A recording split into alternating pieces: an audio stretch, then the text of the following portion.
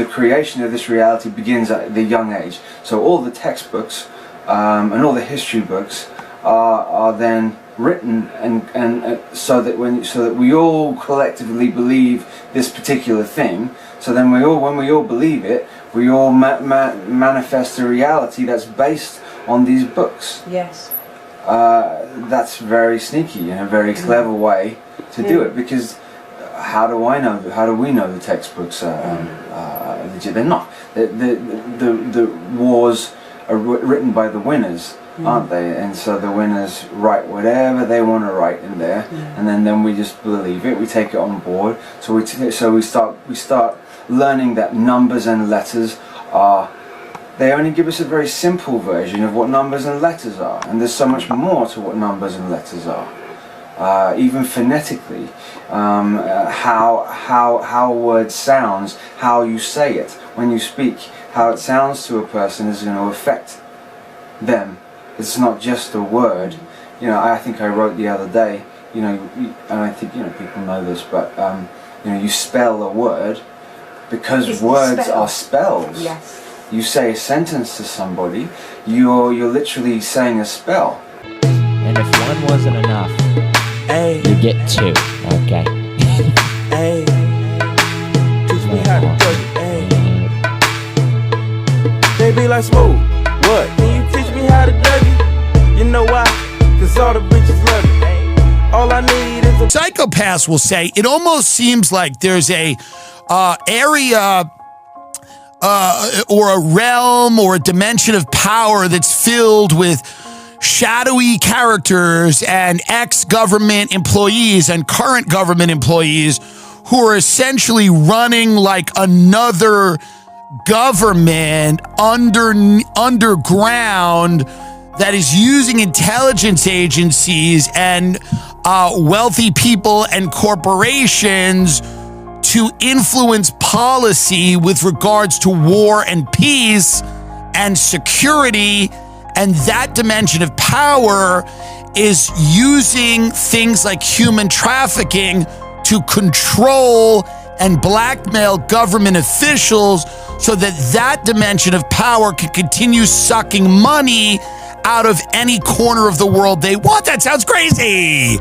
That sounds nuts. Get my clown nose. That sounds nuts. That's, even as I say it, it sounds wacky. Hey guys, abandon all hope of a brighter future. I wish there was a way to know you're in the good old days before you've actually left them. What's coming is a blizzard of horror. The hell are you two doing? It's called rocking out. You wouldn't understand, Dad. You're not with it. I used to be with it, but then they changed what it was. Now what I'm with isn't it, and what's it seems weird and scary to me. It'll happen to you. I know my mind, and I trust the very same person that you do. And the very same person that you do. I trust the only person left to trust. Me. Bro, what's good? Dude, you look a lot like Adolf Hitler, bro. Dude, thank you. Why should I live in history, huh? Look, I don't want to know anything anymore. This is a world where nothing is solved. And someone once told me time is a flat circle.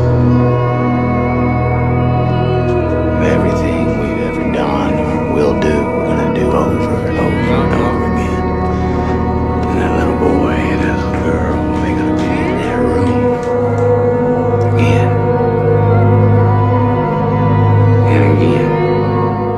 So I think it would be kind of naive to think, This is the most evil, the most disturbing, and the darkest episode we have ever released on the Sean Ryan Show. We all know the Sean Ryan Show is a platform for the IC, intelligence community. Yeah. Can you talk about that? I can't do that. I said no. I made a mistake letting you through those gates. I saw something in your eyes. I thought it was all. I was wrong. It's madness. You're insane. I would pretty much be lost and I wouldn't know what the hell I'm doing. Do you think women should have fewer rights than men?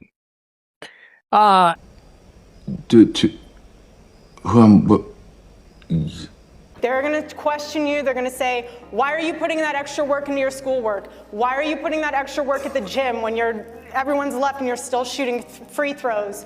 Why are you doing this? Why are you doing that? That's noise.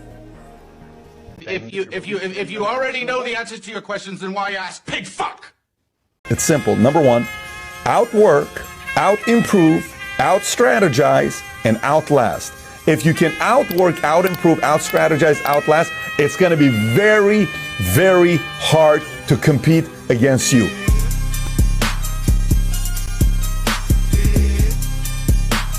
So you're religious? You believe in God? I'm not like a literal, I'm not like a literalist on the Bible, but I'm not someone who says like I'm culturally Jewish. Like if you ask me, I would just say I'm Jewish. Intelligence community. I mean, I can talk about it briefly. I wrote some, just so I make sure I have the numbers correct. There was 300 SIM card servers with over 100,000 SIM cards capable of 20 million, or taking 20 million offline. It's a platform for the IC, intelligence community. So what could that have done? It reinforces the constant onslaught to get you, whoever you are, to distrust yourself, your own central nervous system. You can't trust you. You can't trust what you read. You can't trust what you see. I should never tell a woman the truth, but she's so smart. She's different. She's different. AI everywhere. I'm a little geeked, everybody. Whee!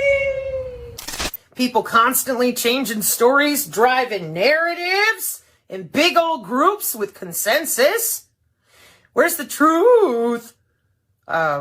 Everybody's been connected to the cloud.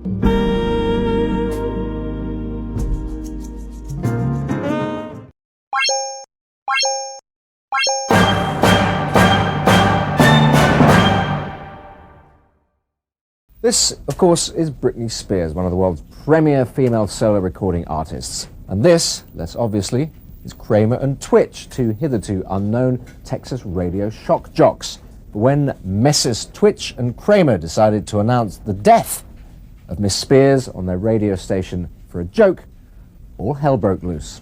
The DJs claim that Britney and her boyfriend had been killed in a car crash on a Los Angeles freeway. Within hours, the internet was buzzing with the tragic news. The LA Police Department, meanwhile, found its switchboards jammed by heartbroken fans. The phone lines were so tied up that we weren't able to handle incidents that were really happening in the city. The Dallas radio station responsible, KEGL, has spent the day apologizing on air for the hoax. Meanwhile, its usually attention-seeking Kramer and Twitch have been hiding from the press. The craziest rumor I've ever read about myself is probably that I died.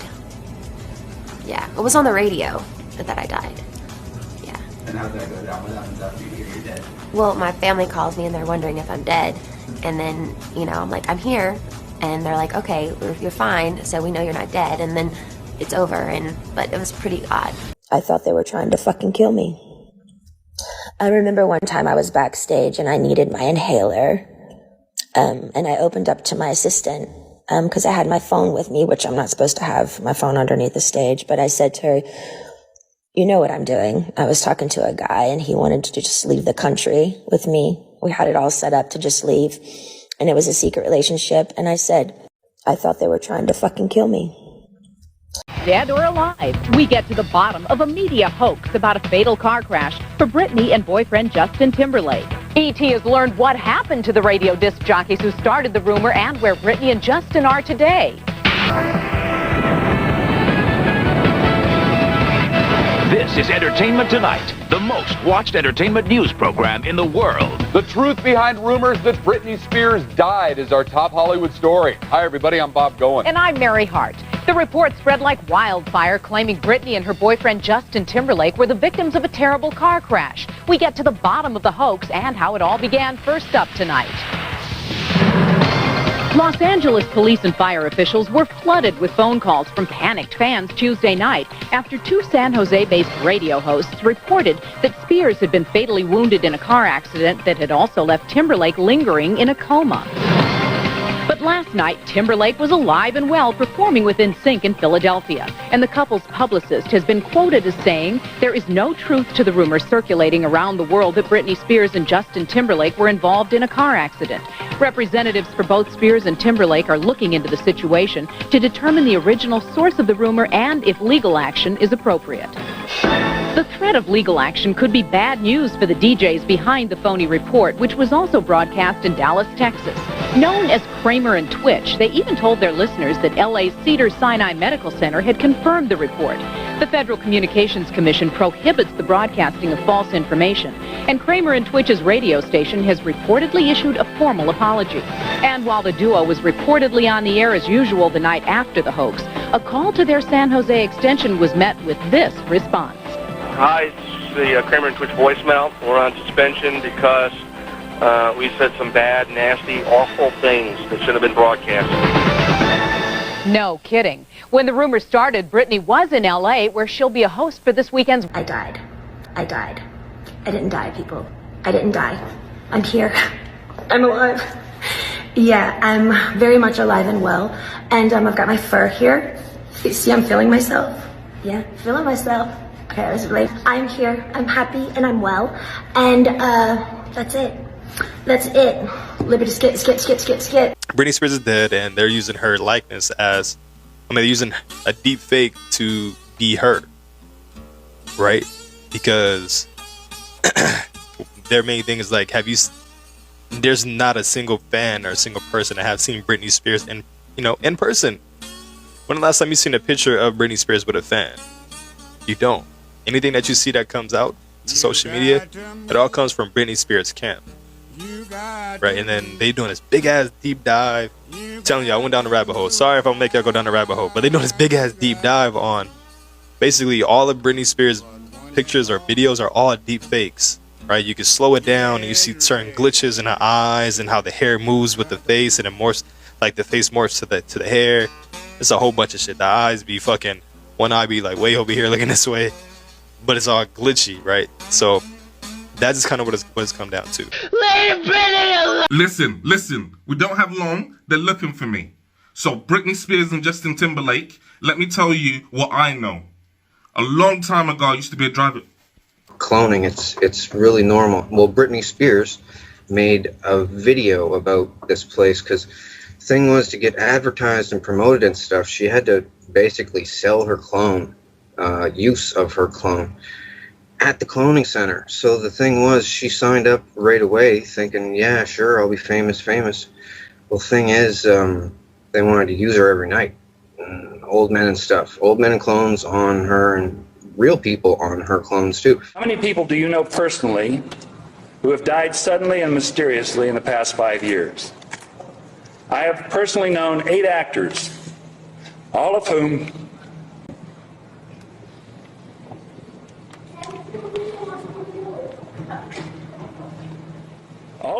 I have worked with and was close to.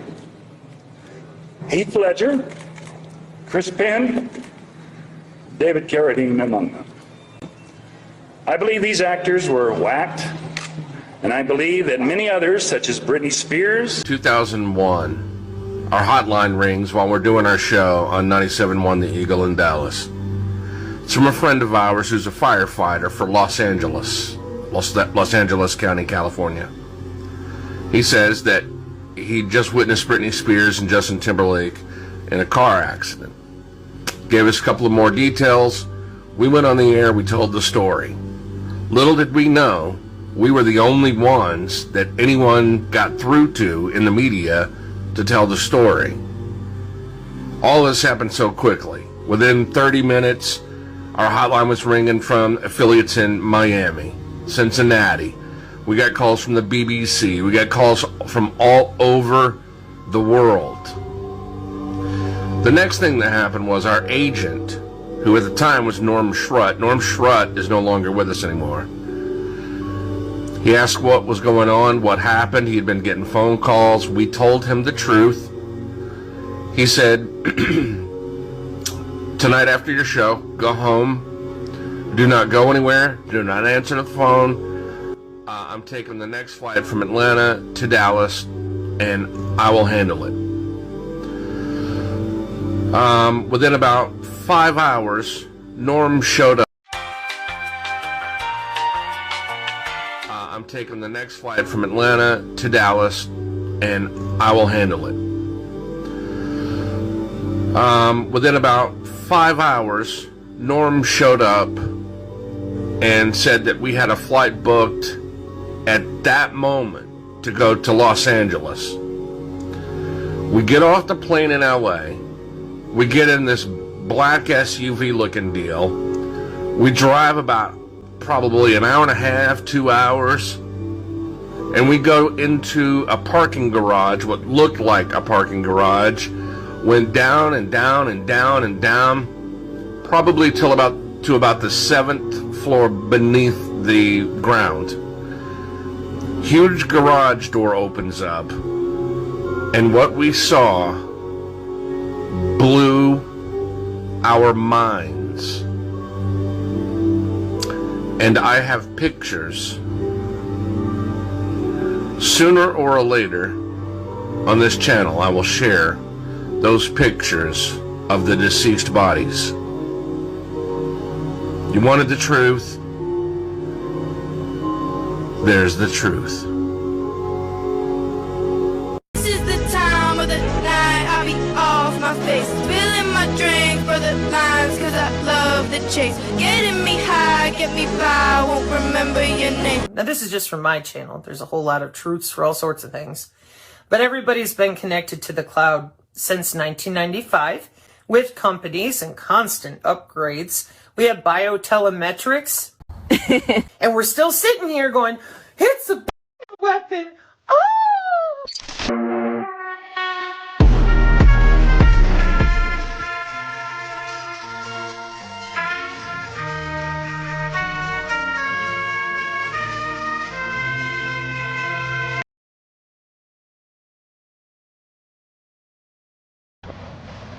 Am I looking right in the camera here? All right. You're not going to look in the camera with the interviews?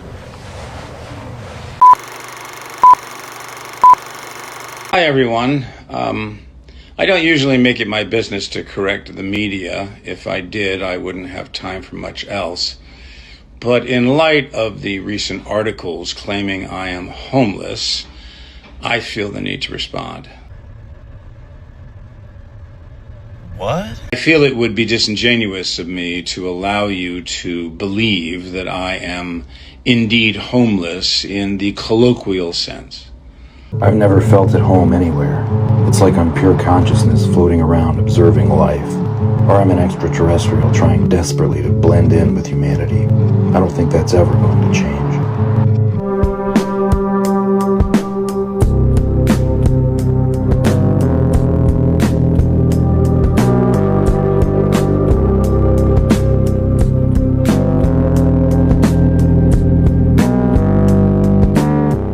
Some viewers may find the following video disturbing. Viewer discretion is advised. Every situation I find myself in ever makes me feel uncomfortable and awkward.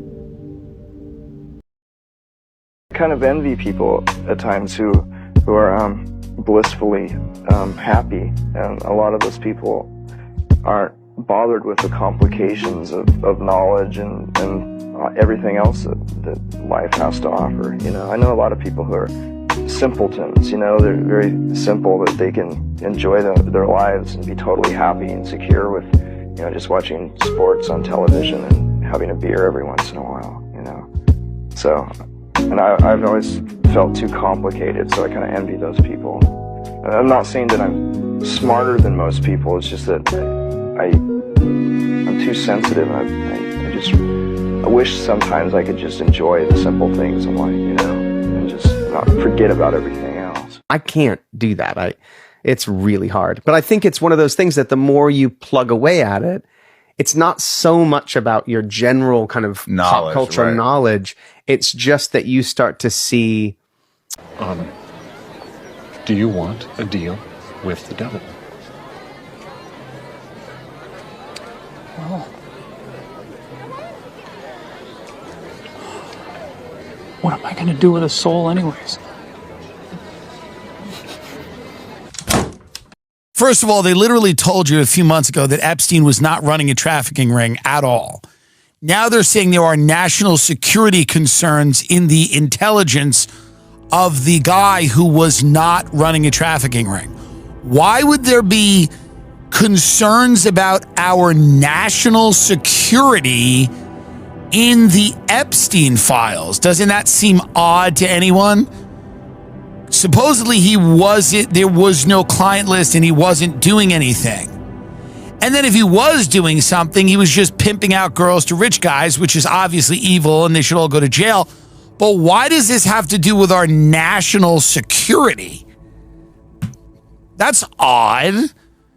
It's odd that we're talking about this in terms of, quote, intelligence and our national security. Remember, Jeffrey Epstein is just like a weird rich guy who has a predilection for underage girls, right? Like he's not doing anything on behalf of any foreign government, right? Some people are born with an extra sense, a kind of perception that doesn't fit within the 5 we're taught to trust. What if you were one of them? There are signs that can reveal it. 1. Is it possible that frequencies can change your life? Yes. Hi there. You on the table? I wonder if you'd mind taking a brief survey. 5 questions. Shall we begin with question 1? To start, who are you? Forgive me for the harm I've caused this world. Question 2. Who are you? I may atone for my actions, but me. Question 3. Who do you think you are? Maybe still have to stay with on. Question 4. I'm sorry, who are you? All I can be is sorry. Question 5, and as a reminder, this is the final question. Who the fuck are you? And that's all I am. What do I get at the end? Depends on your answers. Humans aren't humans anymore. We're turning synthetic.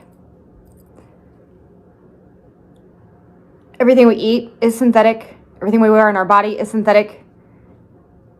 Everything we have around us is synthetic. All of the medicines that we put in us are synthetic. Your cells will change and adapt and turn synthetic. Oh, so they're just coming out with it now, okay? As I'm filming this video, you will find out that what we're actually going to be talking about is MK Ultra. I got dealt the hand, hippie cult leader. What the hell is a hippie cult leader? Wait, you want to be a hippie cult leader? Hippie cult leader, all right. Here's your family card. Oh, I'm the family, I got family card, hippie cult leader. Mass murderer. Oh, mass murderer. 9 dead bodies. Now I got this hand. Now how would you play it? How would you play it? How would you play this hand here? What we're actually going to be talking about is MK Ultra, and the CIA just acknowledging that, yeah, MK Ultra is totally real, and then He lit a woman on fire aboard a train. Meanwhile, there are senators coming out there all, yeah, that's exactly what happened in this case. That thing. Bro, have you ever seen that? If you got a pair of D's, want a pair of D's, grab one of D's and do 20 of D's for your lower shelf, your middle shelf, and your upper shelf. And if you need more resistance, you can grab it from the outside. Boom! Boom! No, I have not seen I watched a whole YouTube documentary on it last night. So in my opinion, here's a controversial opinion, and honestly, I don't care who it upsets. I refuse to fight for my country. Not because I'm scared, but because I'm done pretending the people in charge deserve that kind of loyalty. I'm not dying for bankers. I would die for you, Riley. I'm not risking my life for politicians who treat war like a business deal. I'm not stepping into a conflict designed in boardrooms, sold through propaganda, and paid for with the lives of people who could barely afford rent. Do you have any idea who you're dealing with? Who I'm...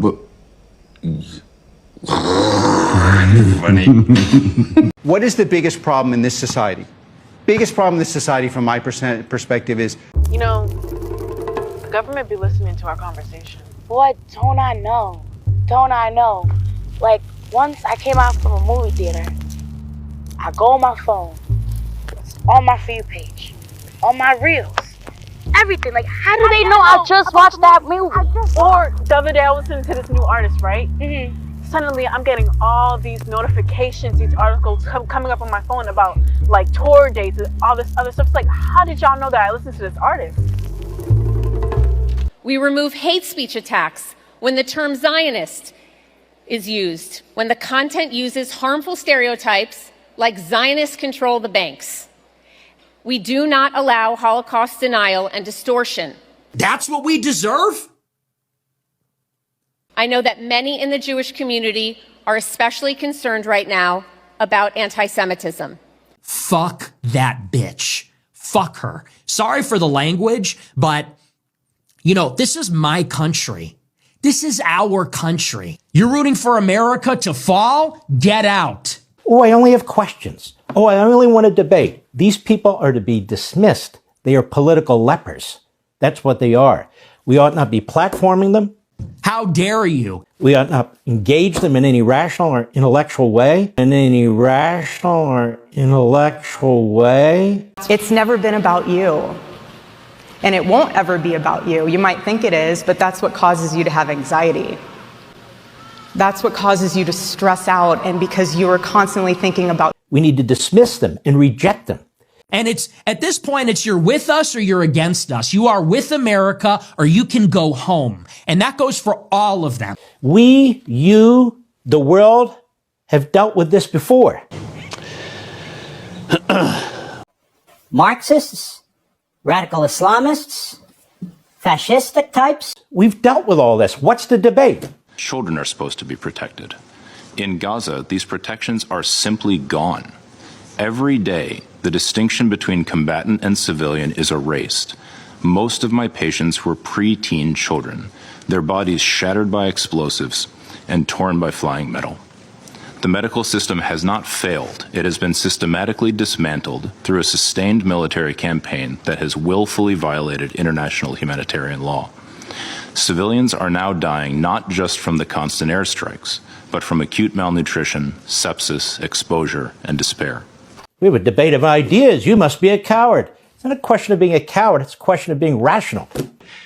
Look. אני מאשימה אותך, בנימין נתניהו. מאשימה אותך בטבח ה-7 באוקטובר. האסון הגדול ביותר שידעה המדינה קרה במשמרתך. גם אם אתה ישן עם מצפון נקי, לא נשכח לך, נזעק את ההפקרה, תקום ועדת חקירה ממלכתית. אני מאשימה אותך, בנימין נתניהו, במימון החמאס, בבניית הטרור, ועצימת העיניים האיום הקיומי עלינו, בהפקרת ביטחון המדינה כמדיניות. ביטחון הוא לא אינסטרומנט פוליטי, שמעת? הוא מעל הכל. אני מאשימה אותך, נתניהו, הפכת את הציבור העובד והמשרת לחמורו של משיח. יצרת את ברית ההשתמטות והסיפוח. גבורת הלוחמים נעלמה מעיניך, אבל לא מעינינו. היא האור שאיתו נבנה מחדש. אני מאשימה אותך, נתניהו. השחיתות האישית שלך הפכה למכת מדינה. כל מושחת הופך שותף. ככל שיש לך תיק יותר גדול על מישהו, הוא יותר נוח לך. משפט של איש אחד לקח מדינה שלמה כבת ערובה. אני מאשימה אותך, נתניהו, כי שכחת מה זה להיות יהודי. טראמפ החזיר חטופים במקומך, בזמן שאתה, בלי חשומה, התעסקת בלרתום אותו לחנינה. עשרות חטופים נרצחו ונהרגו בשבי, כשאתה לא קיימת את מצוות פדיון שבויים, חסר מצפון ובלי אלוהים. אני מאשימה אותך, נתניהו, הגזענות תמיד שירתה אותך. קראת אותנו מבפנים, הפכת חצי עם לאויב. אז נתניהו, אני המרוקאית, המסורתית ממגדל העמק אומרת לך, אנחנו נשבור את החומות שבנית, אנחנו ננקה את הרעל ששפכת פה 30 שנה, אנחנו נחזור להיות חברה מאוחדת. אני מאשימה אותך, נתניהו, רוצחים פה אזרחים כאילו הם אבק אדם, משילות עלק. כשהליכוד מתנהל כמו ארגון פשע, ארגוני הפשיעה מרימים ראש. אני מאשימה אותך, נתניהו, כן, בהקרבת החיים עצמם. אנשים גמורים, גמורים תחת המציאות הכלכלית. לא יודעים איך להיכנס לסופר ולשלם חשבונות. הכל פה הפך יקר. רק החיים תחתיך הפכו לזולים עד כאב. We're kind of caught in a pincer movement right now. We have on the left Marxist Islamists, Jew haters, American haters, and they're proud of it. They're out of the closet, full-throated. Ooh. Yep. Right now, go ahead and cancel the subscription. They're being funded heavily by billionaires through dark money, through foreign governments.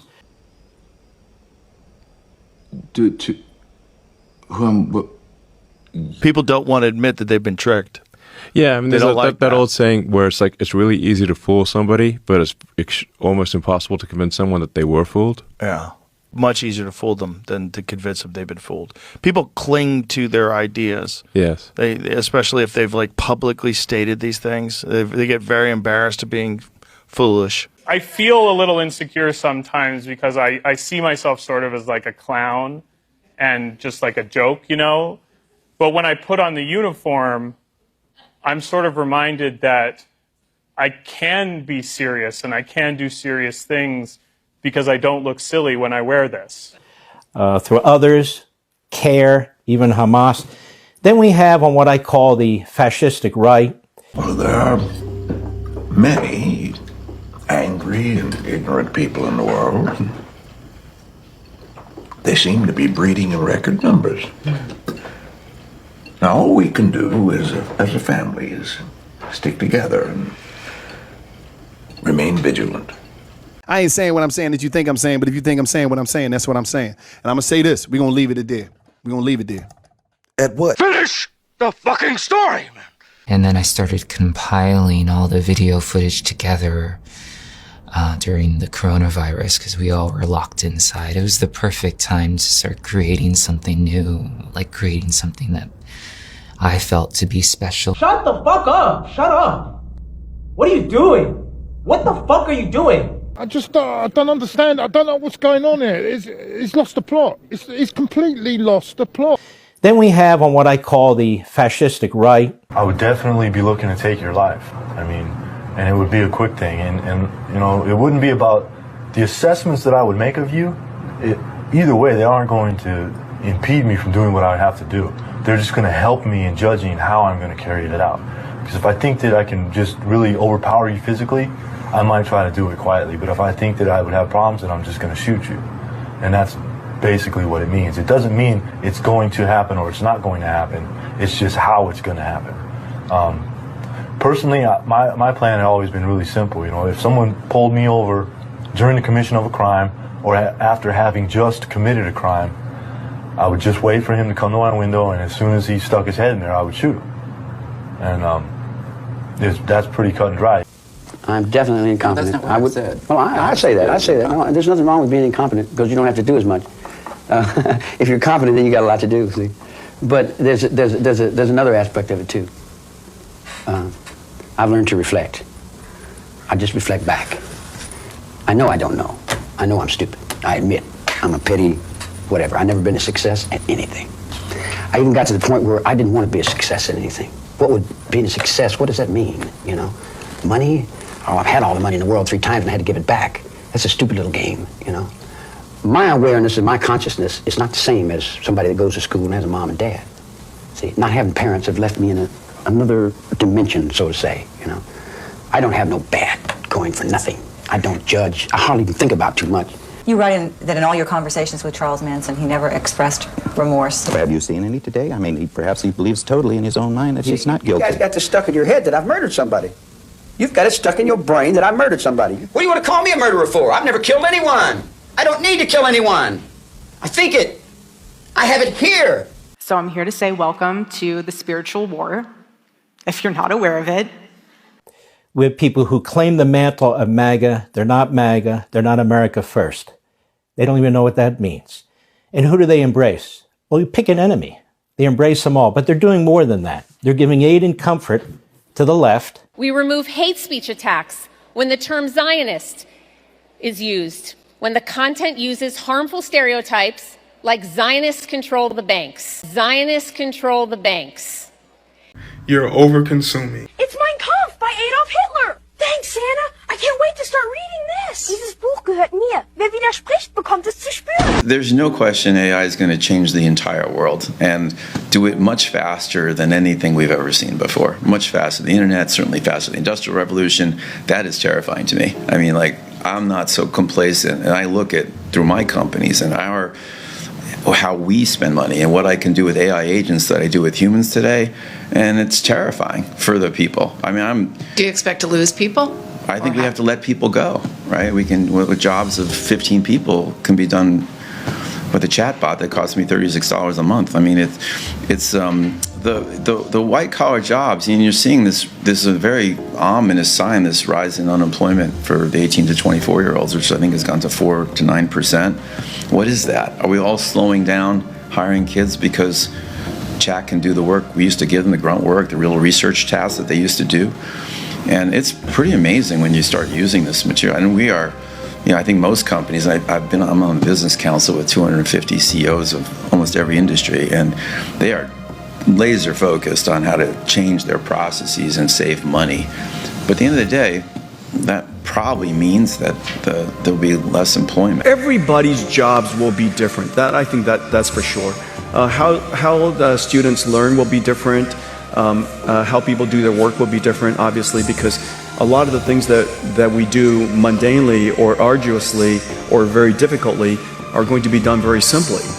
And so we're going to be more productive from that sense. One of the things that I will say is that for most people or a company, if your life becomes more productive, and if the things that you're doing with great difficulty become simpler, it is very likely, because you have so many ideas, you'll have more time to go pursue things. It is my guess that Elon will be busier as a result of AI. I'm going to be busier as a result of AI. And the reason for that is because we have so many ideas we want to pursue, so many things that we still have in our backlog inside our company that we can go pursue. If we were more productive, we can get to those things faster.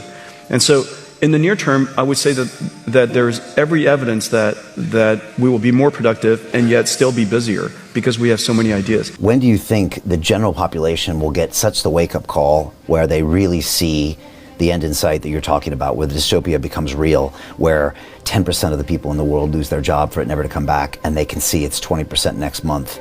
And by the way, do you think that's when we might actually get some type of a change? I think reality will hit very hard in 2026. That's next year. Yeah, if not earlier. That's fast. Yeah, I mean, the problem is it will be diluted in misinformation. Okay. Or maybe in opinion. It's funny because most people don't understand that a self-driving car is a robot. It's not a humanoid, but it is a robot. Okay, and so the Elon Musk, fancy, flamboyant way of saying we're going to make robots that are humanoid-like, and all of the other humanoid makers, it's because they look amazing on video. But there are so many other robots that are being made that will completely not look like a robot, and that's when you get 10 billion of them, right?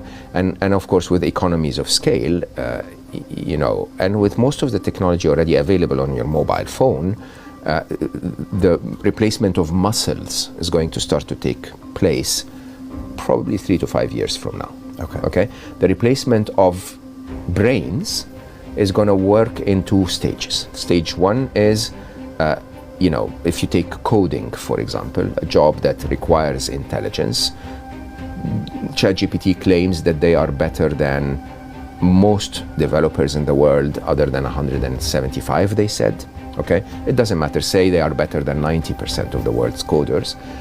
What that means is that very few developers will work with an AI. By the way, of course, Claude is the best at all of this, right?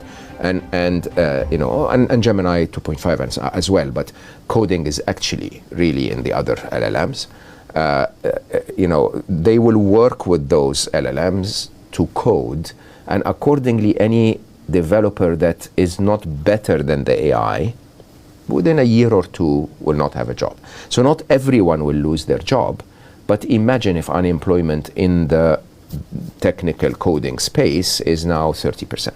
It doesn't have to be 100% for the economy to feel the pain. Look at this piece of shit over here. That alien hasn't learned how to eat properly yet. He's so primitive, so clumsy, so dangerous. I got ADD. I got ADD.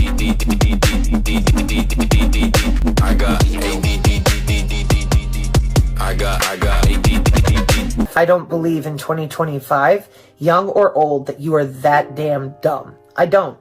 I believe in people. And I believe anybody who really wants to know or really wants to fix your car, you're going to make the effort to figure it out to your best ability. If you're really that stuck, how old is intra-body communication? Just type that search in. It's going to tell you 1996 and MIT. Not, hey, this is a conspiracy. No, it's a product. You mean to tell me that you've never heard of a Fitbit? Okay? Or the basic wearables? Bound to happen, what with so many things getting smaller and smaller all the time. First, of course, pocket calculators, micro cassette recorders and the like. Then the stereo radios that you clip to your belt and take jogging. It's the hottest new fad in electronics, tiny TVs. Some so small they actually fit on your wrist. Others no bigger than a paperback book. They range in price from $200 to $500. Some use a new flat TV tube, and some use a liquid crystal display. They are battery powered. The batteries tend to last only a few hours, but that's not keeping the buyers away. Reception is marvelous, especially for someone looking for a gift that's different. Helen Beckerhoff. There are certain types of watch buyers who just love a gimmicky watch, and you can sell them anything that's different. Or Susan Moody. Not for me, for my husband. He's a TV fanatic. At the moment, Sony is out in front with its Watchman, but right on its heels are companies like Casio and Sinclair, and especially Seiko with its wristwatch TV. Remember Dick Tracy, the comic strip? Well, it's come to life. Some of Seiko's wristwatch TVs are already selling in U.S. stores for about $500. Meantime, each Seiko dealer has one watch to show. This store is raffling it off. The Sony Watchman, however, is on the shelves, selling for about $200. It picks up an incredibly good picture. In fact, in here, our reception is very, very bad, and it's an amazing picture on that. No sale. Eric Perkins likes the Sony. The Casio that's out, however, with the liquid crystal display, is even smaller than this. It will fit in your pocket. In Japan, where most of these tiny TVs are made, they're churning them out. The Japanese know exactly how many shopping days there are until Christmas. And I didn't even throw in the ITU biotelemetrics of vital signs down telephone lines. From 2004, pacemaker upgrades, man, for security. The more things, the smart fridge, the smart cars, whatever it is, that are put on the internet, the more cyber biosecurity is necessary. I mean, why do people believe this stuff? It's ridiculous. So they are checking into conspiracy theories, but they're not going to tell you about it, because if they tell you about it, it defeats what they're trying to accomplish. And that is paralyzing fear that stops us. Phone calls? Phone calls fuck me up. Phone calls. Phone calls do Phone fuck calls? me up. We're all pretending like phone calls are just like phone calls. It's become such a normal part of society. How the fuck can I hear you? Brother, fuck that. Cameras? What? Cameras? Cameras? What the fuck? Bro, cameras. There's like a physical thing though. No. But like old-timey ones. Where it was like the big bulb that flashed onto a paper or something. I feel like that's way easier to understand. No, dude. Radio. Like sound waves. Like radio waves. Radio and phones. Phone calls. Like radio waves, I don't... Bro, how does a phone call happen? Don't fucking say waves. What's the waves? That's my question. You're telling me I'm calling to someone? I'm talking to someone on the other side of the planet? Mm-hmm. Yeah. What? Yeah. Or even better, you're talking to an astronaut in space? Mm-hmm. How the fuck phone call get there? I can understand that now, but in 1969, where they're like, You one understand? small step for man, one giant step for mankind. How are you? They're up there, brother. Dude, We're here. How am I? Why do I need to call collect in order to fucking reach, Barbara 3 streets away? And obviously, like a phone call, figuring out how a phone call works is like, I'm sure there's an answer, whatever. My thing is this. How did someone think of that? Like, how did someone be like, we'll just put it and it won't, nothing will be doesn't make connected. sense. And I know that people How? are going to say, like, we figured out a way to transmit a signal of you talking to a tower, which goes to another tower and pings to that person. You said a bunch of stuff that I don't have answers to. And I'll be honest with you, I've heard the answers, still don't make sense to me.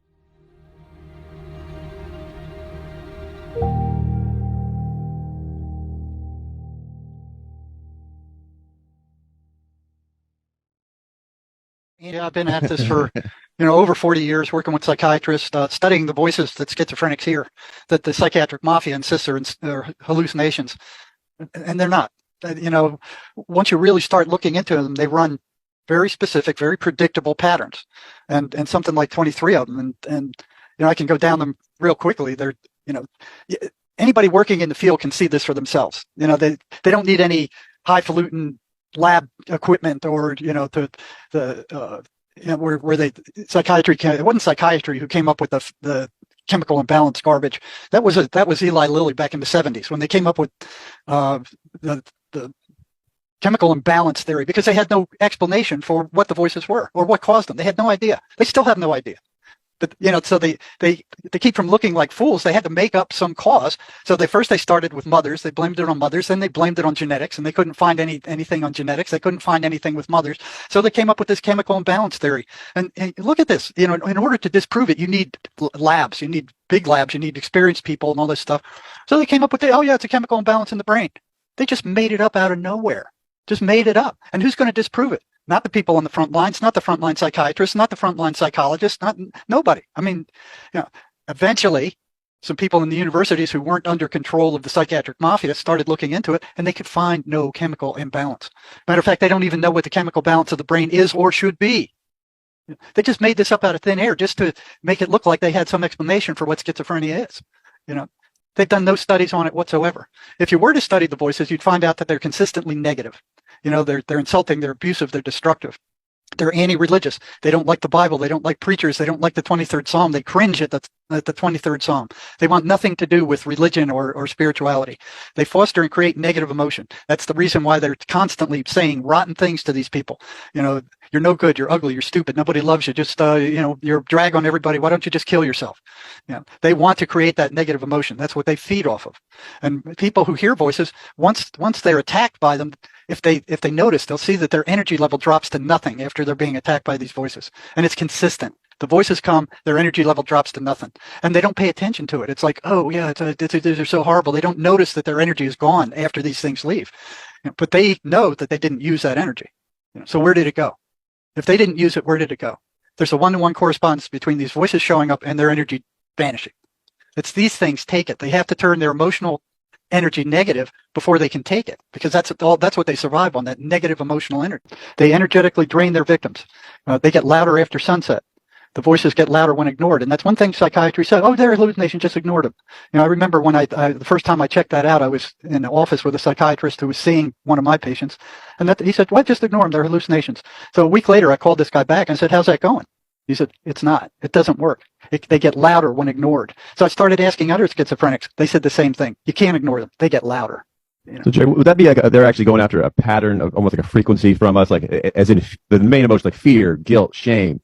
That's their food, and the more that they get, they're trying to raise that vibration, raise more of that energy. So this is where the voices come in. This is where they're trying to change us with our energy into that, so they can feed off of us.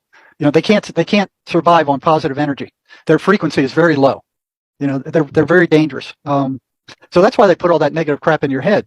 Now, another thing, they're not physical beings. They're energetic beings. They are energy. They have some level of intelligence.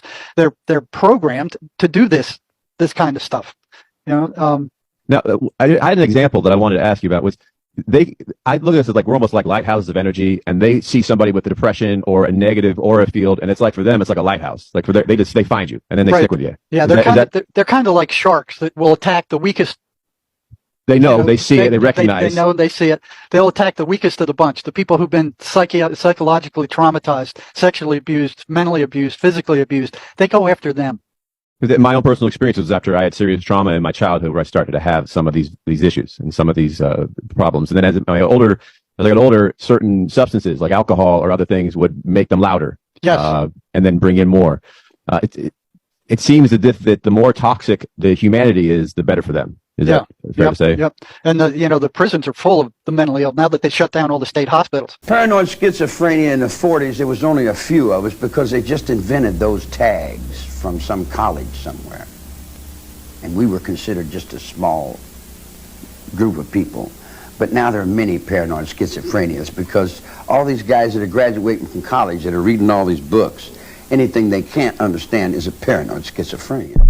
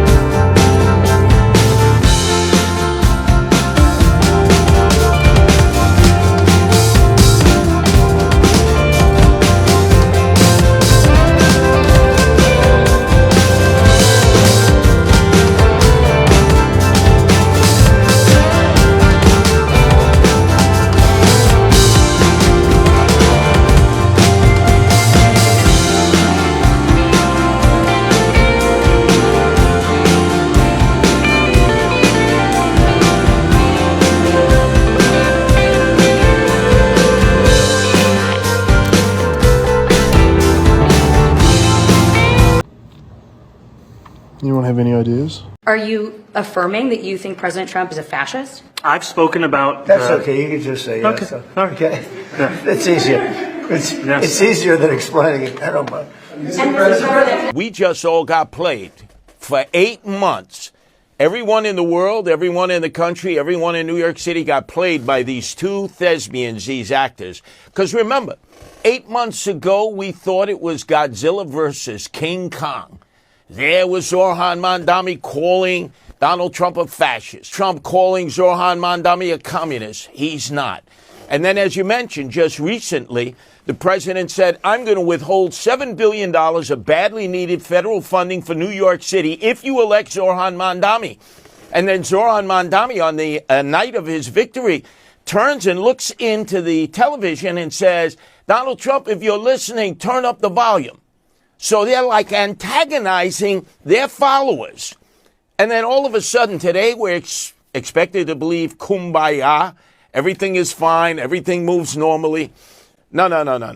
I don't get played. I feel that I, like the American people, were turned into suckers to all of a sudden start adversarially wanting to go at one another when in fact we can see the reaction today, which is, oh, you're going to be building. And everyone hates you. And no one cares that you have no money and you have nothing. And you will have less. You will have less than you do now. I know that's unimaginable. You will have less than you do now. And stop posting GoFundMes about your cat. We have no current plans to make revenue. We have no idea how we may one day generate revenue. We have made a soft promise to investors that once we've built this sort of generally intelligent system, basically, we will ask it to figure out a way to generate an investment return for you. So in my opinion, the art life is a great life. It's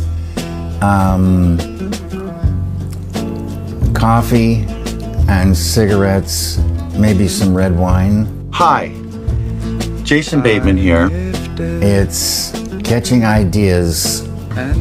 I'm in the closet. And translating them to one medium or another. In the world of painting, it's getting deep into that world and just getting lost in there. That's all. I just need one more day. And with paint and different things. And it's just a dream to get in there and find things that you love, it's always an experiment. Nothing will stop you being creative so effectively as the fear of making a mistake. Creativity is not a talent. That's exactly what's happening here. Wait a minute. Look. Give me money. Money me. Money now. Me a money needing a lot now. How about drop top, fuck your brother, I need it right now. Cash in it, when it goes up, gotta call.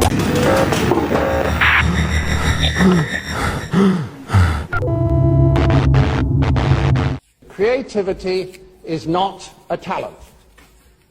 It is not a talent. It is a way of operating, an ability to play. To play is experiment. What happens if I do this? What would happen if we did that? What if? The very essence of playfulness is an openness to anything that may happen, a feeling that whatever happens, it's okay. So you cannot be playful if you're frightened that moving in some direction will be wrong. I don't like you, nigga. If I was old enough, I'd fight you, nigga. I wanna run over you with my bike, you nigga. Something different could be running inside you. Some people are born with an animal instinct, and there are signs that prove it. 1. Do you promise to sleep early but stay awake all night, unable to calm your energy? 2. Do you pretend to understand things just to avoid feeling out of place? 3. Do you check your phone even while watching something else? Like your mind never rests? 4. Do you get hungry at the strangest hours, as if your body followed another clock? 5. Do loud, crowded places make you uneasy? And 6. Do the best answers come to you only after the argument is over? If you said yes to 2 or more, the animal DNA might already be in you. There's a bioresonance to every individual, just like our fingerprint. Every person has an individual DNA, a different bioresonance. And so the original Stockland patent is on my website, where Stockland was able to go voice to skull with pulse transmissions in 92. And then after the rest of the development went black ops. We don't really know what happened after that. We knew we could put voices in group people's heads. What they did, and I know from the Russian translation, that they figured out how to biocode these microwaves so that it can attack specific individuals. Once they have your DNA, they take the DNA and they put your DNA code in a supercomputer. And in that supercomputer, they run algorithms that biocode electromagnetic transmissions so they bioresonate with your body. Once they've done that, they can transmit that from satellites or cell towers or aircraft or any number of ways, and that signal will only affect you. Yeah, like it's the cell phone towers and everything else as well. Well, the towers are the Matrix. You know the movie The Matrix? As an example, if I go into a city location and I'm testing an environment, I can see probably anywhere from 30 to 60 Wi-Fi access points. So that means that you're saturated in microwave. That's all 2.4 gigahertz, microwave transmissions with 60 transmission access points that are sending and receiving. The Human Genome Project was carried out at the Lawrence Berkeley National Lab, where I was a staff scientist for 5 years. They were tracking people in the lab by the electromagnetic frequency emitted by individuals' DNA. The DNA in every living thing has a unique frequency and signal. That is what they're using, what they're focusing on, and what they're weaponizing to completely control us. All they need is to kind of identify your DNA fingerprint like with your name, and then they can watch you 24 hours a day. This is one part. The other part So we are running a GPS system? Yes.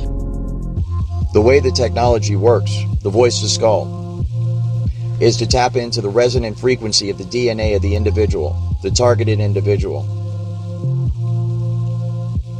And this allows total mind, spirit, and body control over the individual by those who are running this program. Since I saw on a daily basis how intimately involved in this program of voice-to-skull social engineering and gang stalking my private security company was, I couldn't help but notice that our client, one of the largest corporations in America and indeed the world, just happened to have a massive database of DNA on its property. A DNA database that stores the DNA of millions of Americans. Their emotions, their thoughts, their minds, their heart. To have a massive database stores the DNA of millions of Americans. Their emotions, their thoughts, their minds, their heartbeat, their muscle movements, their dreams, their thoughts. Everything they see and everything they hear is all recorded and manipulated by this technology. And all of this is made possible by the people running this program, utilizing the technology to tap into the resonant frequency of the individual's DNA. So they can broadcast this from a satellite, a tower, over many, many miles, and yet only that particular person, the targeted individual with that particular physiological signature or DNA signature, will actually pick up the sent message, correct? That is correct. The digital receiver is the human brain. Okay, so you could be standing in a room full of 100 people. The stream of energy, the stream of electromagnetic... Hits everyone, but you're the only one who gets it. That's what I was saying, yeah. It would pass right through and around everyone, and they would not even sense anything. But the victim would absorb the energy and feel its effects, because only the victim possesses that specific brainwave signature, which the stream of energy is tuned into. Imagine waking up one morning and sensing deep in your chest that the world has crossed a point it can't return from. Not because of war headlines, not because of political chaos, but because something feels different, heavier, almost coordinated. The government has retrieved at least 2 different alien species, and that one of them made contact with the crash retrieval team. What does that mean? Does that mean it was alive when they... I don't give a fuck anymore. When they captured it? One of the intelligence officials in the film speaks about an event that happened on a U.S. military base where 2 UAP approached the base, one of them landed, and apparently non-human beings exited the craft and interacted with members of the Air Force and the CIA. Are you still talking about Jeffrey Epstein?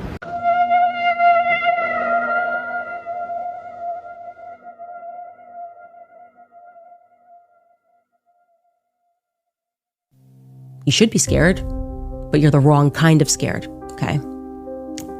Fear of God is the beginning of wisdom. There is more. This is not it. I'm aware of that. That's why I've chosen to be on the side of goodness and truth, no matter what the cost is.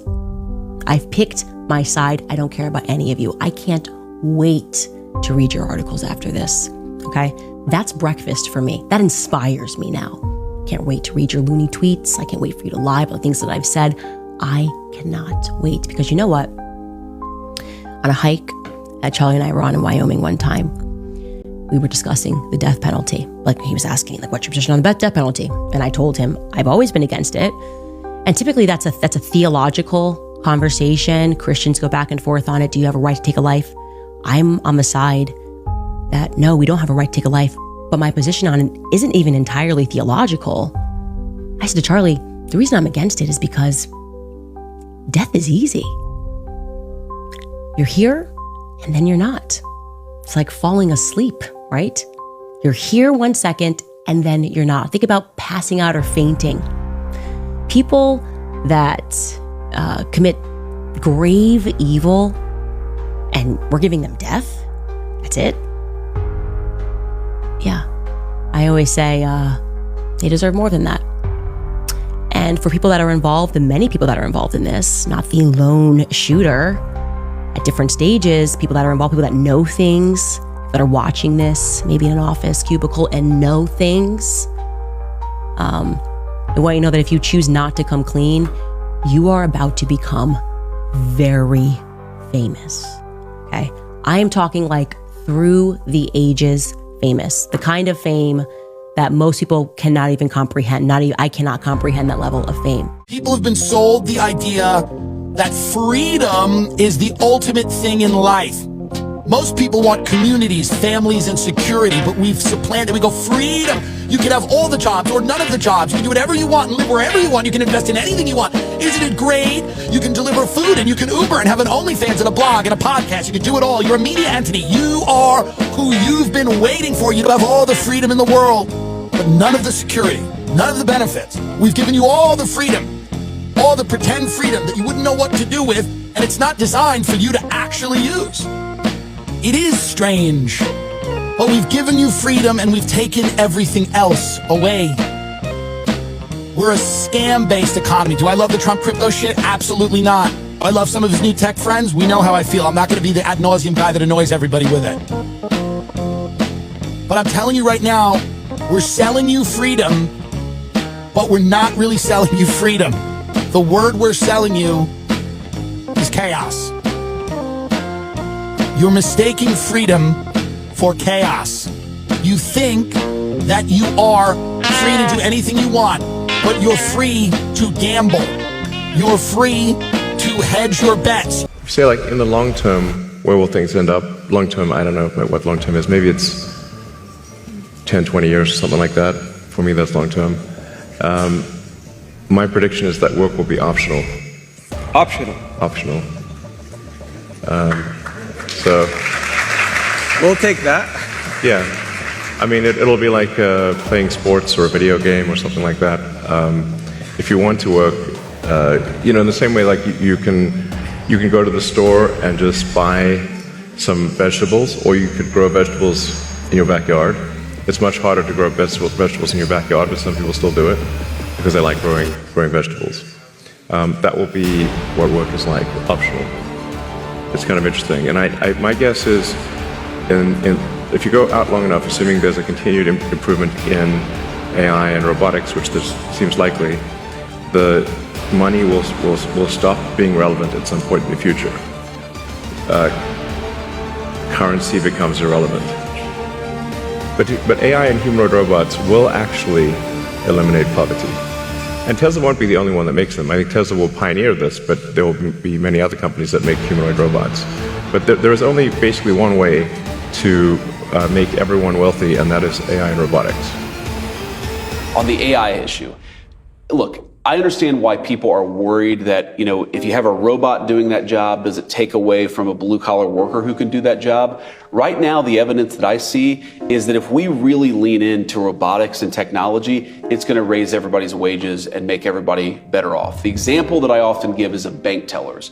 If you go back to when the automated teller machine was invented, everybody said it was going to destroy the jobs of all the bank tellers. What actually happened is that today you have more people working in bank telling than you did 50 years ago. They're doing different jobs. They're not just handing people money, they're doing different jobs, but they have higher wages. So sometimes what technology does is it allows somebody to do something a little bit different, to use their mind a little bit more than some of the rote tasks they might have been doing, and that actually means they're more productive, they get better wages, and everybody becomes better off.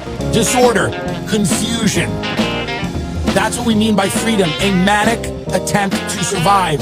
Your spiritual life, your emotional well-being, your mental health, your sexual health, all of these things are suffering because you're scrambling to survive and put money in your bank account. But we've convinced you that that's an actual great state of being. That insanity, that mania is great. We've sold it to you as Americana. There's no such thing as an American anymore.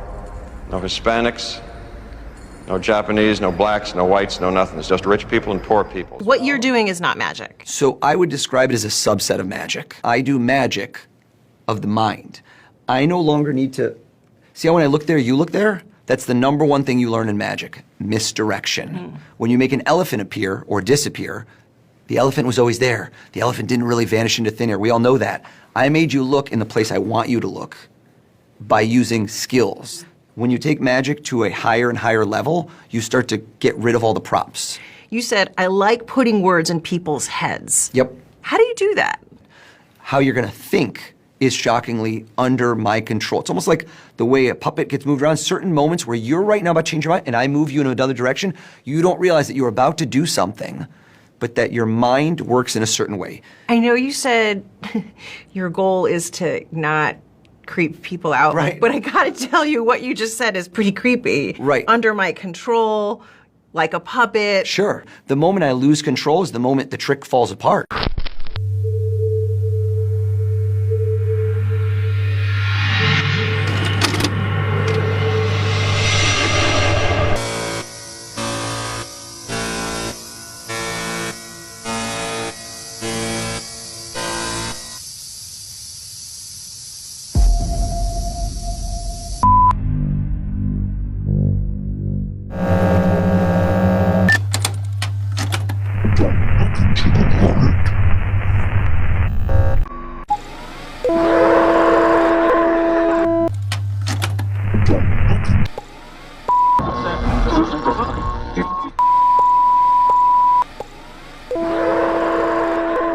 Come back! How tall are you? Oh my god.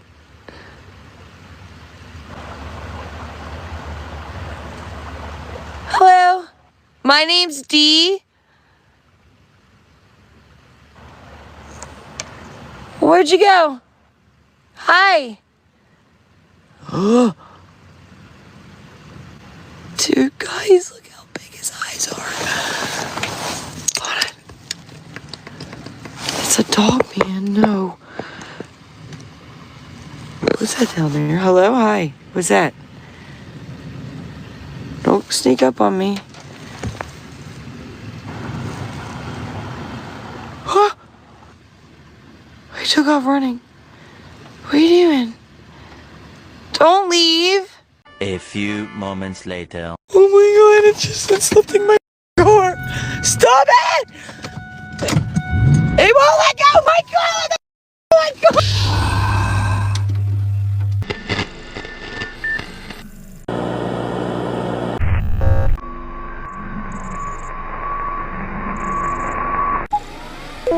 Say that I didn't see anything without really talking to me and investigating it. They know something.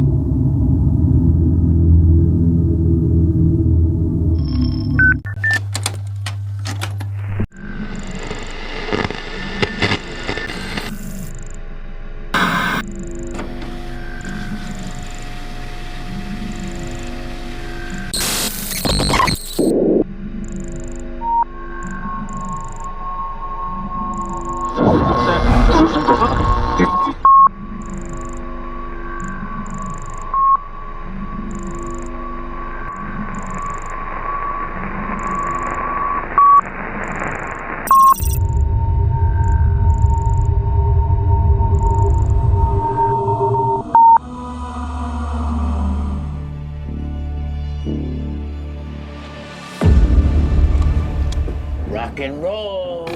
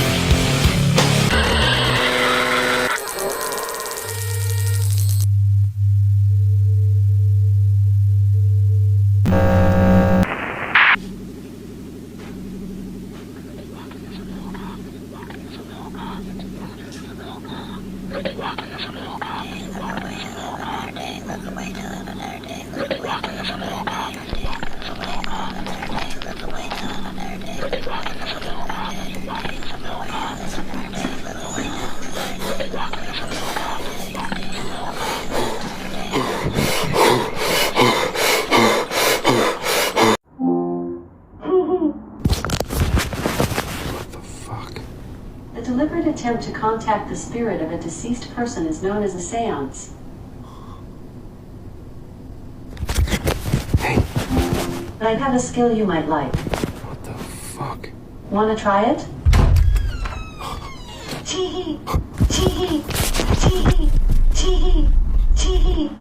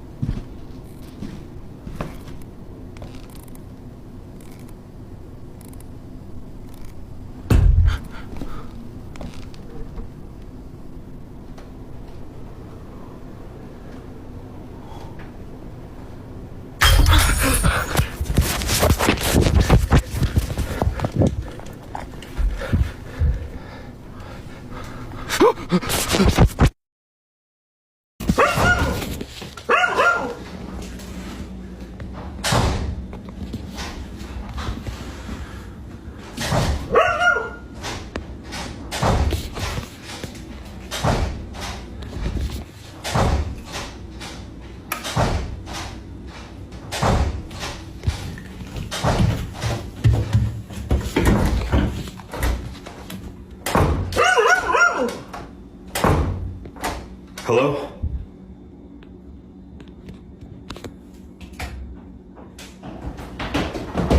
Oh my god!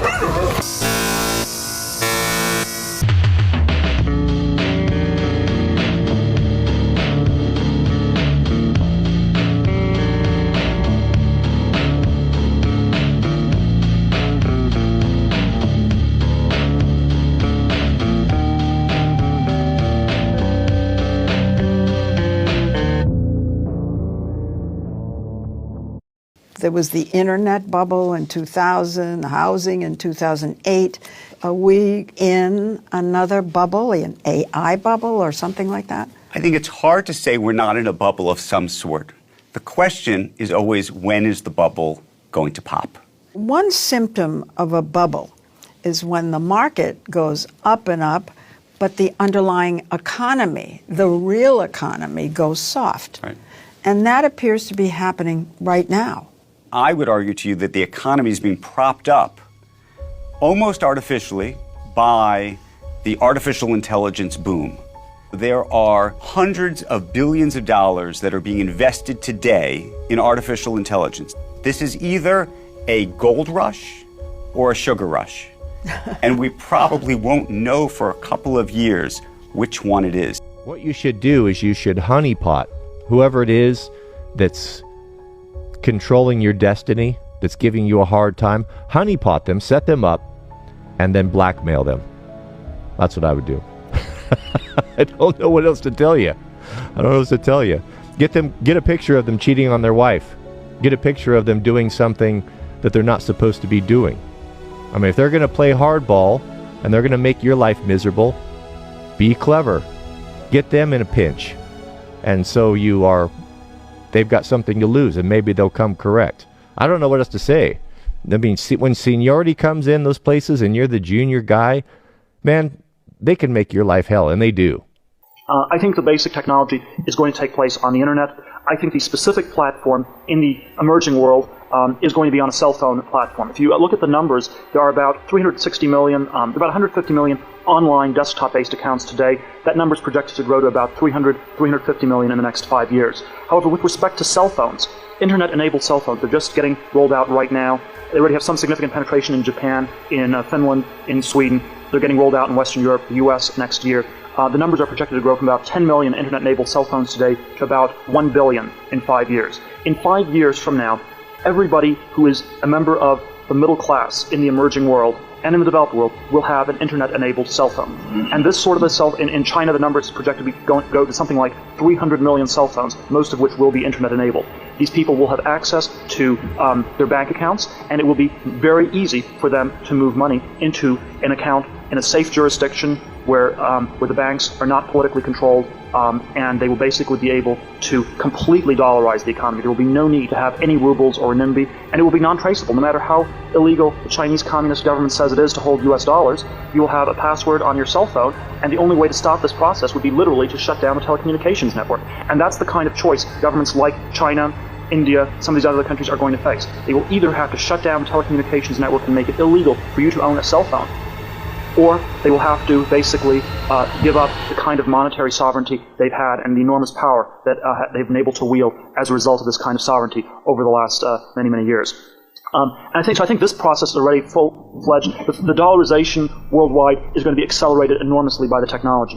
Now, the second theme is a little bit more speculative, and that is that getting rid of money altogether, going from digital dollars, from any kind of government-backed currency to purely private currencies. And what a private currency, or what private money I think fundamentally means, is that there is no medium of exchange. You exchange value for value, rather than exchanging value for something the government says has value for value. The kind of model that I think is the most likely to take place is one where you have other kinds of financial instruments that are very, very liquid. The one I would cite in the US would be something like an index on the S&P 500. Or some sort of generalized stock market index, where instead of having currency as being the place where you have value, it is in real property, real companies, things that actually have real value. And so that you might conduct business by trading, not dollars, but trading little slivers of the S&P 500, or of particularly large stocks like Microsoft or something like that. My guess is that it might be the whole stock market as a whole, and that as you trade these things, that's where you have the kind, that becomes in effect a de facto currency. Now, this is still pretty far-fetched. So it's super cool. The people at the Pentagon who say it's demons. Tell them that story. Tell them about the demons. Yeah, it's Halloween. Yes. Tell them about the demons. What is that, Dan? Go into that. So in the film, one of the senior intelligence officials named Jay Stratton, he was the director of air and space warfare at the Defense Intelligence Agency, and then he ran the U.S. government's UAP task force. He tells a story about how he was trying to run this issue up the flagpole and bring attention to it. At the Pentagon. At the Pentagon, in a serious office space.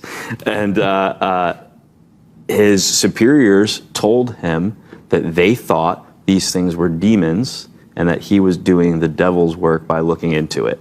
And on camera in the film, he says, I can't believe these words were coming out of their mouths. He's like, I'm briefing them on an advanced aerospace vehicle that's absolutely there. It's been spotted by trained observers like our Navy fighter pilots in their $80 million airplanes that we trust them with, right? It's been spotted on data collection systems like satellite and radar. And this guy's telling me it's a demon. It's insane. And he's like, my mind was blown, and this is something I'm dealing with inside of the government. It's Halloween. Let me just ask the final question for the panel. Do you think demons and the devil are real? Absolutely. I'm a Bible-believing Christian.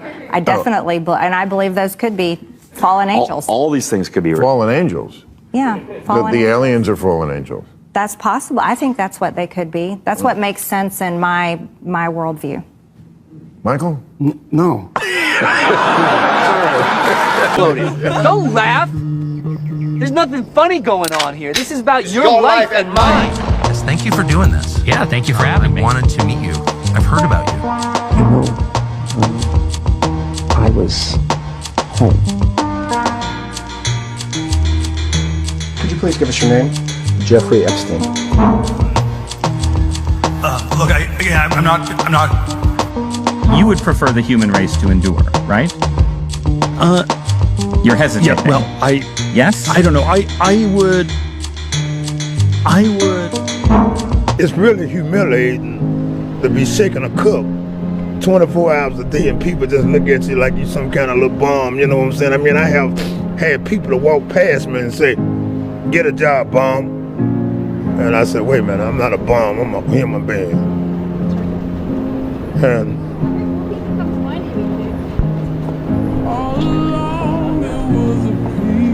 And it's hard. But after the end of the day, when people go home and everybody get on the metro train and they mind, and then I just feel so bad that I can't be going home, you know. I'm sorry. But it's really emotional because I'm really trying to get myself together and get off this tree. You know, I don't care what it's doing. If I can get a job and through this humility, you know, I mean, you just lose all your humility when you're shaking a cook begging. You know what I'm saying? I mean, you can look at a person and tell if they give you respect or not. You know what I mean? A lot of people look at you like you're just a piece of crumbs. You know, I had one guy walk past me and talk about me so bad, and then I just looked at him. I said, God bless you, sir. He walked past and went down the street, come right back. He said, you know what, man, I had a bad day. He said, I'm sorry for even calling you that. He said, because I know you're a human being. He said, would you accept my apology? I said, apology accepted. He went in his pocket and gave me $30 and said, go get you a room and get you something to eat.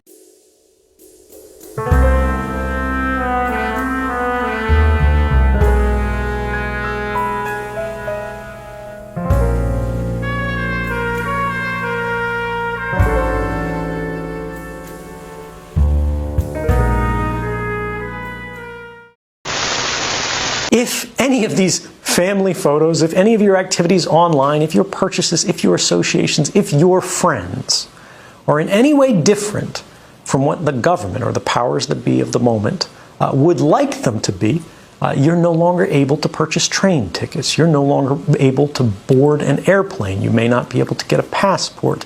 You may not be eligible for a job. You might not be able to work for the government. All of these things are increasingly being created and programmed and decided by algorithms.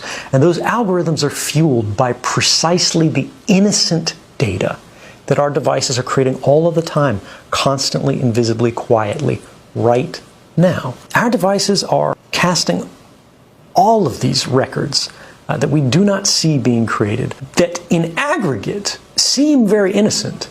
You were at Starbucks at this time. You went to the hospital afterwards. You spent a long time at the hospital. After you left the hospital, you made a phone call. You made a phone call to your mother. You talked to her until the middle of the night. The hospital was an oncology clinic. Even if you can't see the content of these communications, the activity records, what the government calls metadata, which they argue they do not need a warrant to collect. Just have some administrative matters first. I wanted to introduce into the record page 55 from the committee's interview with FBI employee Roya Demlow, who you just spoke about, which took place on July 17, 2023. In that line, she says, the question was asked, okay, if someone were to leave here today, were to leave this interview and were to suggest or imply that when you said the laptop was real, that it meant that the FBI had affirmatively determined in October 2020 that the laptop belonged to Hunter Biden, that the contents belonged to Hunter Biden, and that the contents had not been manipulated in some way, would they be representing what you said, correct? Answer by Ms. Demlow, they would be representing what I said because I don't have much knowledge of that. They would be misrepresenting what I said because I don't have much knowledge of that. Because this committee likes to misrepresent or leave off complete sentences of what individuals said, I'd like to introduce this into the record. Objection. Thank you. Most people have never been anywhere near the Word of God, and those who've heard it have rejected its truth. There's a great verse in Matthew's Gospel, chapter 23, verse 33, where Jesus calls the Pharisees a bunch of snakes. He said, you're not only that, but you're a generation of snakes. That's a fancy word for saying your mama was a snake and your daddy was a snake. Your mama was a snake. Say that to Mondami. Your daddy and your mama is a snake. That's what Jesus said. Jesus goes into the temple one day and he sees them in there, sees Joel Osteen with his bookstore and selling his $23.95 book on the best life ever. Jesus and selling all kinds of other things there. As you first thing you do when you walk into Joel Osteen's church, you see all these things for sale, cups, saucers, all kind of T-shirts and everything else. And Joel Osteen standing at the door grinning. The Bible says Jesus took off his belt, took a sword, made a whip, and began to whoop Joel and everybody else, and turned over the money changer, turned over the bookstore, turned over the coffee shop, turned it all over, and they all ran for life. They all ran out that temple so quick. They were all running for dear, and Jesus was whooping ass. That's what the Bible says. And they all ran for their lives. We talk about Christianity like it's a museum for good people, and it's not. It is a hospital for the broken, period. It is not this place where, hey, you're pretty good, so you're welcome. Yeah. That's not Christianity. Christianity is that we suck, Jesus didn't, and his blood counts for us. That you're broken, he's the healer. We're lost, he found us. He will never let you down. He is the ultimate redeemer and healer and reconciler. And I want to point to him because I know my worst days, my worst thoughts, my worst actions. And I know I will let people down, but if I point him to him, he will never let them down.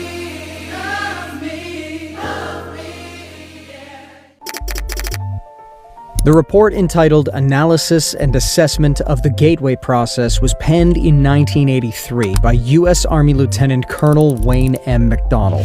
McDonnell described the Gateway experience as a training system designed to bring enhanced strength, focus, and coherence to the amplitude and frequency of brainwave output between left and right hemispheres, so as to alter consciousness, moving it outside the physical space so as to ultimately escape even the restrictions of time and space. In simpler terms, the Gateway experience uses sound to manipulate brainwaves with a goal of creating an altered state of consciousness in which a person can interact with non-physical aspects of reality. Practical uses of the technique, according to the CIA report, include manifesting goals, converting energy to heal one's body, and even traveling across space and time to access new information. The report was quietly declassified by the CIA in 2003 and largely went unnoticed. Stop being a silly Billy and get on your redemption arc ASAP. People like seeing you lose because you suck, but it's getting tiresome, it's getting worn out, so now it's time to win. Our channel? Because we've been called a PSYOP so many times. I don't give a fuck anymore. You're calling the FCC and the FDA a psychological operation? How about your hospitals right now? Are they a psychological operation? Is the, Wireless Enterprise Alliance people and everybody who works for places like any internet service provider in the country, are they psychological operations, or is your internet working? Oh, yeah, I know. You people always leave that out. Jesus, PSYOP! Nope, I was trying to communicate to my fellow citizens, normal humans that don't work in the information communication technology industries. You're being lied to? Yes. About your own health care and national security. Giordano, the Center for Intelligent and Strategic Studies, etc. Center for Strategic Studies, I think. All these different places and spaces, it's all about the electronic warfare. Network-centric warfare. That's not PSYOPs. That's neurons and neural networks. And I don't want to see any more wasted time on psychological operations that have nothing to say about neurology, the body area networks, the remote viewers. Yep, until they made the band's commercial. Now everybody got a login. It's kind of mandated that way for cyber biological security. How the fuck you know this? How? Hold on, bro. Is you the FBI? CIA? What's your...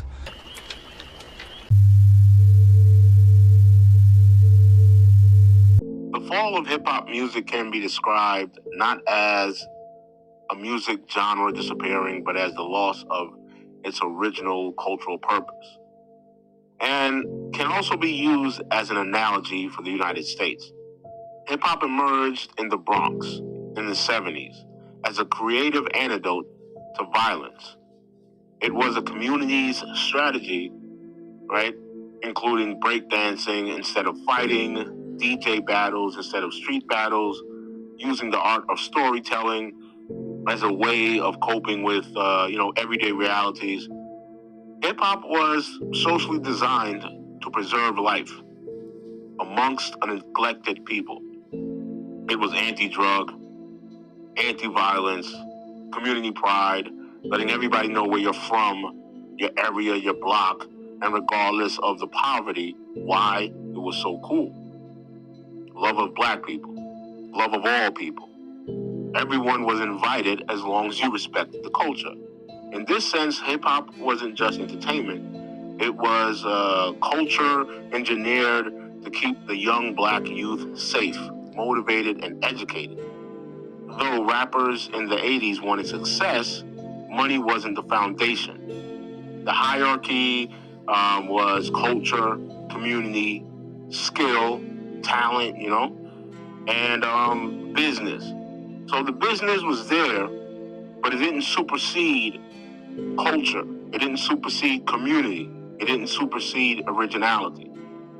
All right? And the unwritten rule, before I sell out, I get the hell out. Around the mid-90s, a transformation happened. People decided to sacrifice the culture of hip-hop for self-indulgence. Before I sell out, I get the hell out turned into I'll do anything for money. And it was those artists that were promoted, the artists that were willing to do anything for money. It's not that everyone decided to sell out at the same time. It was that no one respected the artists that didn't sell out because they weren't making as much money as those that did sell out. So it just wasn't the corporations, it was the influence of Western society. This mirrors how empires behave historically. Identify the creative energy, appropriate the creative energy, commodify the creative energy, reward the people that benefit and empower the system, punish the people that threaten that power. Hip-hop became a product, and a product can't be culture. It's a commodity. It's trending. It's a lifestyle, but it's not culture. A culture is created to preserve and advance those people in that society for generations to come. And just like hip-hop, America drifted away from its community values and exchanged that for extreme forms of individualism. So even though some might celebrate the fall of hip-hop, they have to understand that it's a mirror of the fall of Western society. The point is, ladies and gentlemen, that greed, for lack of a better word, is good. Greed is right. Greed works. And greed, you mark my words, will not only save STAYDARTH paper, but that other malfunctioning corporation called the USA. Thank you very much.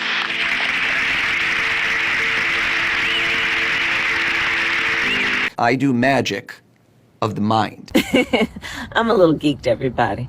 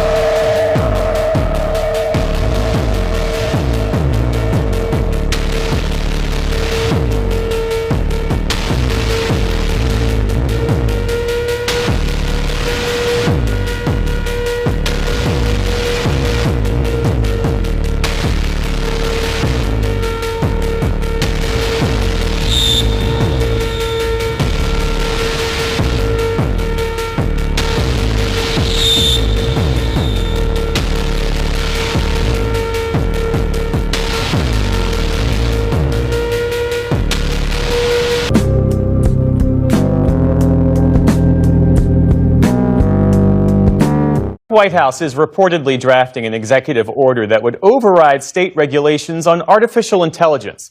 The order would establish a task force inside the Justice Department to sue and potentially withhold federal funding from states that pass their own AI laws. In a social media post earlier this week, the president wrote, quote, "We must have one federal standard instead of a patchwork of 50 state regulatory regimes. If we don't, then China will easily catch us in the AI race."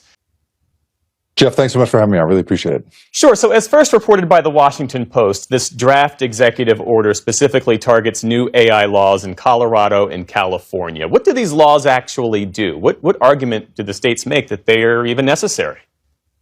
Well, I think the first argument here, Jeff, is that these are absolutely the only laws we have. There are no federal regulations around AI at the moment, and so the states have stepped in, right? There's that famous saying that the states are the laboratory of law, and that is absolutely what's been happening here. So, in a place like, let's say, Colorado, nearly 6 million people there are protected against discrimination that might come through AI when it comes to employment or housing or job applications, health insurance, all of that stuff.